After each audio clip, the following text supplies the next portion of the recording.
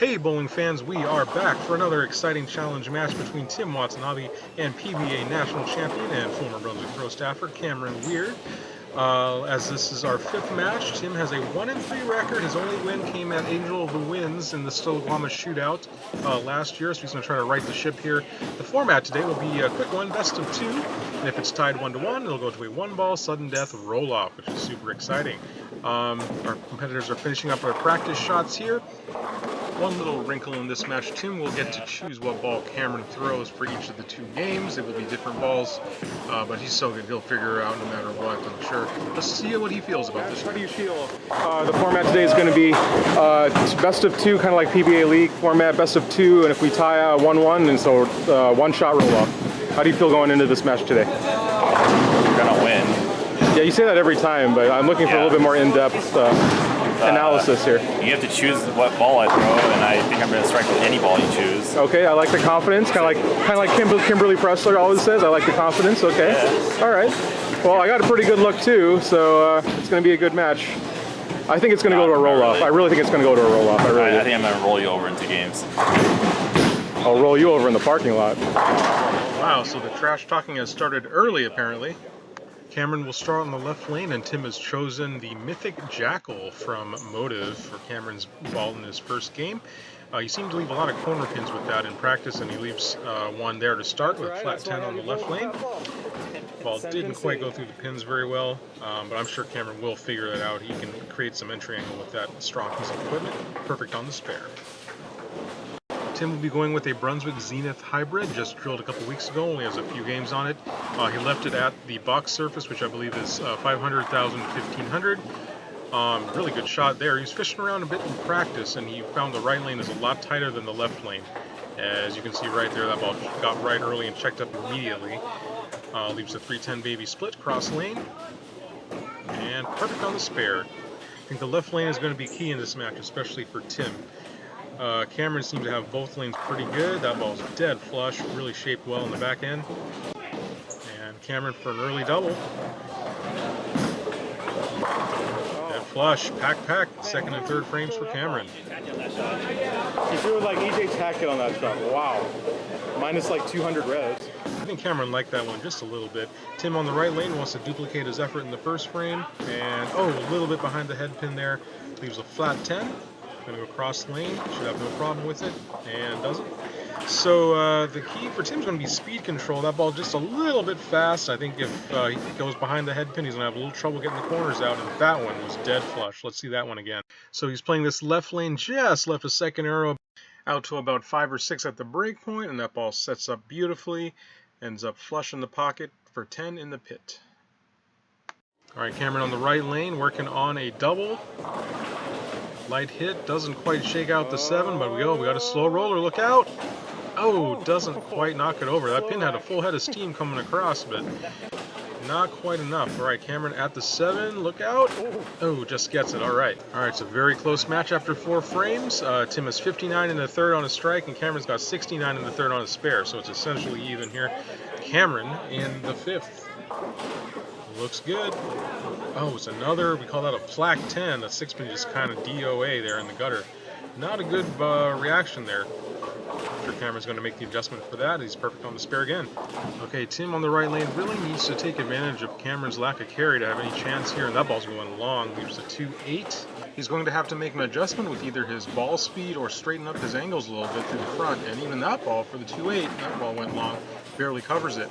Okay, let's see how he does on 19. Got that one in a little bit. And rolls the 2-pin. What a huge break.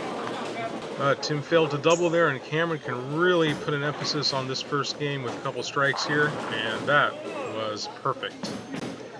Our two competitors playing very different parts of the lane here. Cameron's really looping it out like he likes to do, especially here at Evergreen. And as we can see, it's still a close game. Cameron's up by 9, can make it 19 with a double here.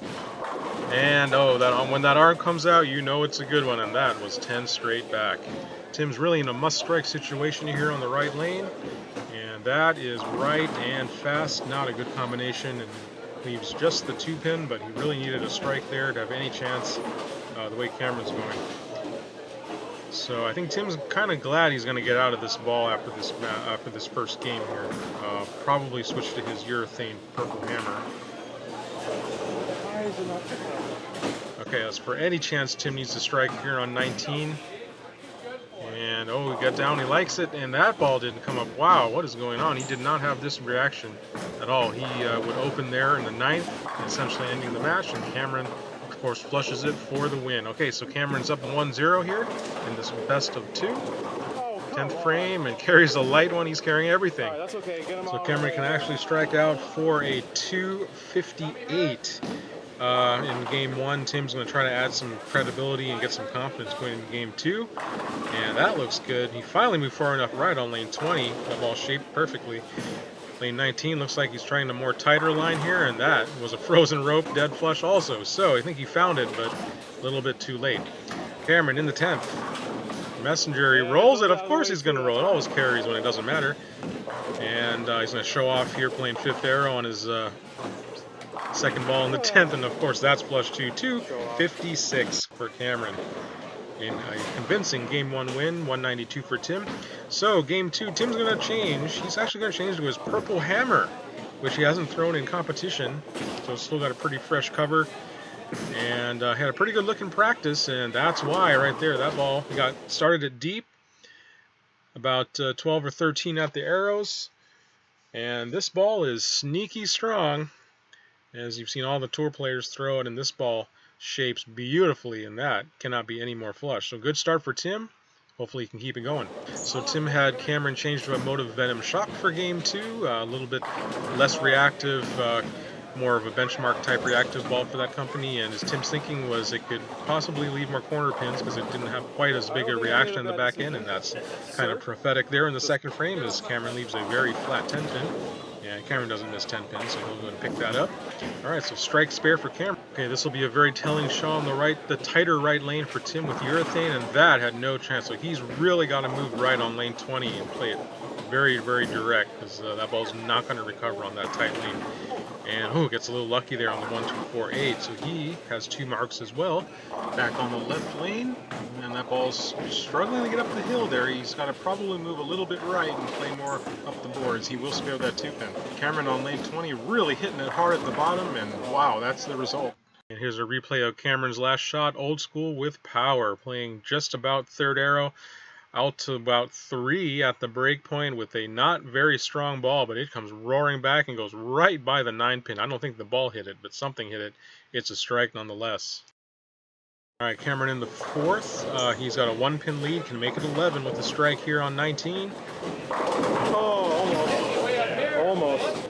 Okay, Tim on the right lane. Will he finally move far enough right on lane 20? It looks like he did.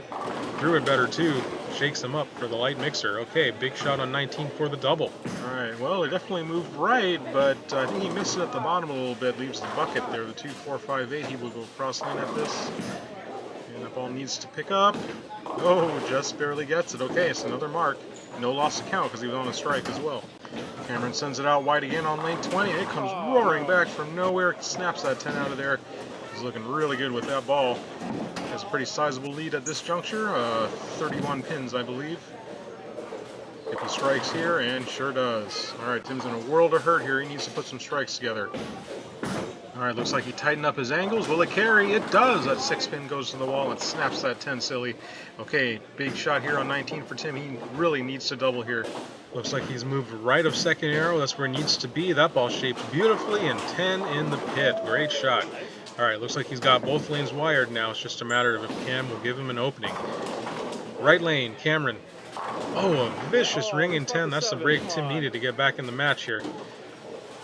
All right, so Cameron's max score went from 280 down to 259, and Tim can strike out for 249, so this match is not over by any means. Cameron in the 8th frame on the left lane. He's had this lane wired for the most part right over middle arrow and continues that trend. All right, so now all the pressure's on Tim to throw a turkey here in the 8th and set up his 9th, and that is his best shot of the match. Right there. Okay, so as we can see here, difference is only 10 pins, and Cameron has them. This is the biggest shot of the match for Tim on 19. This would put a ton of pressure on Cameron. It's good. It's in there. Oh, and it's a pocket 710. Oh, no. That could not have happened at a worse time. Tim's going to throw really hard to bounce it out, but pins very rarely bounce out here at Evergreen, and that's a devastating open frame. Cameron can just waltz to the win now. On lane 20, snaps the 10 out yet again, and that will pretty much seal the deal. All came down to that pocket 710 by Tim in the 9th. If he carries that one, it's very, very close. But Cameron's just too good. He's going to end up shooting above 500 for his 2 games here in this challenge match. Goes to a different ball just for shiggles and big fours, of course. So Cameron shot a 255 to go with his 256. That's 511 for 2 games. That's hard to beat no matter what lane condition you're bowling on. All right, Tim's second ball in the 10th. He has this lane wired now. And that's 10 straight back. Just wondering, where was that a couple frames ago? He's playing right around second arrow, medium ball speed, letting that purple hammer do its thing. Once it gets to that dry, it really makes that strong move, but a very strong controlled move, and that's what he's looking for. So one more strike, and Tim will finish with 6 of the last 7 for 215. What it could have been, and he sure does. Wow, great finish for Tim. He threw great in the last back half of that match, but it just was not enough, especially with that 710. Cameron Weier is the winner of Evergreen Challenge number 2. He improves to 4-1 in these challenge matches. Tim drops to 1-4, and Cameron Weier proves once again why he's one of the best in the Pacific Northwest. Maybe someday he won't shoot well above 500 for 2 against Tim, but he certainly has a knack for it. So Tim's going to have to step up his game here to be competitive or catch Cameron on a really off day. But until next time, it's been a pleasure. As always, this is Generic Bowling Announcer signing off, and we will see you at our next match.